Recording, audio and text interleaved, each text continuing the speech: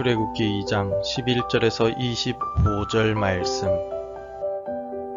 모세가 장성한 후에 한 번은 자기 형제들에게 나가서 그들이 고되게 노동하는 것을 보더니 어떤 애굽 사람이 한 히브리 사람 곧 자기 형제를 치는 것을 본지라. 좌우를 살펴 사람이 없음을 보고 그 애굽 사람을 쳐 죽여 모래 속에 감추니라. 이튿날 다시 나가니 두 히브리 사람이 서로 싸우는지라. 그 잘못한 사람에게 이르되 내가 어찌하여 동포를 치느냐 하매 그가 이르되 누가 너를 우리를 다스리는 자와 재판관으로 삼았느냐. 내가 애굽 사람을 죽인 것처럼 나도 죽이려느냐. 모세가 두려워하여 이르되 일이 탈로 되었도다. 바로가 이 일을 듣고 모세를 죽이고자 하여 찾는지라. 모세가 바로의 낯을 피하여 미디안 땅에 머물며 하루는 운물 곁에 앉았더라. 미디안 제사장에게 7딸이 있었더니 그들이 와서 물을 길어 구유에 채우고 그들의 아버지의 양떼에게 먹이려 하는데 목자들이 와서 그들을 쫓는지라. 모세가 일어나 그들을 도와 그 양떼에게 먹이니라.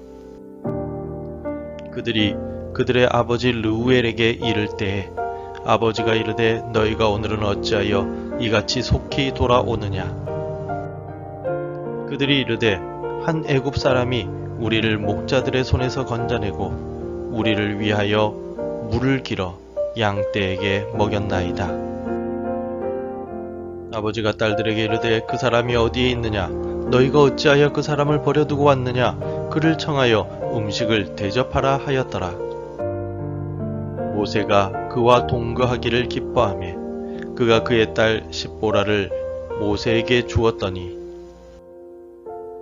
그가 아들을 낳음에 모세가 그의 이름을 게르솜이라 하여 이르되 내가 타국에서 나그네가 되었음이라 하였더라. 여러 해 후에 애굽 왕은 죽었고 이스라엘 자손은 고된 노동으로 말미암아 탄식하며 부르짖으니 그 고된 노동으로 말미암아 부르짖는 소리가 하나님께 상달된지라. 하나님이 그들의 고통 소리를 들으시고 하나님의 아브라함과 이삭과 야곱에게 세운 그의 언약을 기억하사 하나님이 이스라엘 자손을 돌보셨고 하나님이 그들을 기억하셨더라. 나의 마음과 생각을 이해받지 못한 적이 있으십니까? 내 의도는 결코 그렇지 않은데 내 마음을 알아주지 않고 오히려 비난하거나 배척당한 억울함을 경험해 보셨습니까? 내 말과 행동의 의도를 정확하게 확인도 하지 않고 매도할 때 우리는 큰 실망감이나 분노를 느끼게 됩니다. 오늘 본문의 모세가 바로 그러한 상황이었습니다. 비록 모세는 애굽의 왕궁에서 자란 사람이었지만 스스로가 히브리인이라고 생각하고 있었습니다. 그래서 자신의 동족이 애굽인에게 부당한 대우를 받고 있을 때 적극적으로 개입을 하게 됩니다.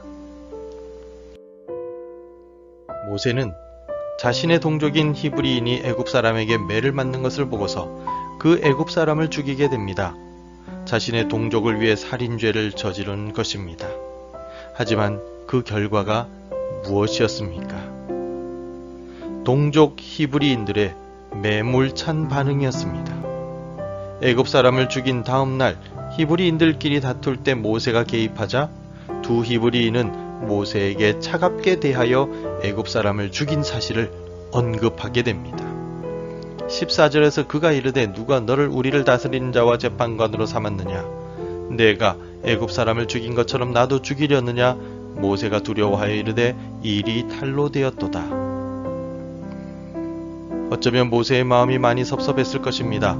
자신을 위한 일이 아니라 동족을 위한 일이었음에도 동족들은 자신의 마음을 알아주지 않았으며 결국 모세는 이 일로 바로의 왕궁에서부터 도망을 가야만 하는 상황이 되었습니다. 지금껏 모세는 애굽의 왕자로 살아왔습니다. 자신의 동족인 히브리인들에 비해 모세는 40년 동안이나 부족할 것이 없는 왕궁 생활을 해왔습니다. 애굽의 학문을 배웠을 것이며 화려한 옷을 입었을 것입니다. 하지만 모세의 가슴 속에는 자신이 히브리인이라는 정체성이 있었습니다. 11절에서 모세가 장성한 후에 한 번은 자기 형제들에게 나가서 그들이 고되게 노동하는 것을 보더니 어떤 애굽 사람이 한 히브리 사람 곧 자기 형제를 치는 것을 본지라 라고 기록하고 있습니다. 11절에서는 분명하게 모세가 장성한 후에 자기 형제들에게 나갔다라고 기록하고 있습니다. 비록 애굽 왕궁에서 자란 모세였지만 자신이 누구인지 분명히 알고 있었다는 것입니다.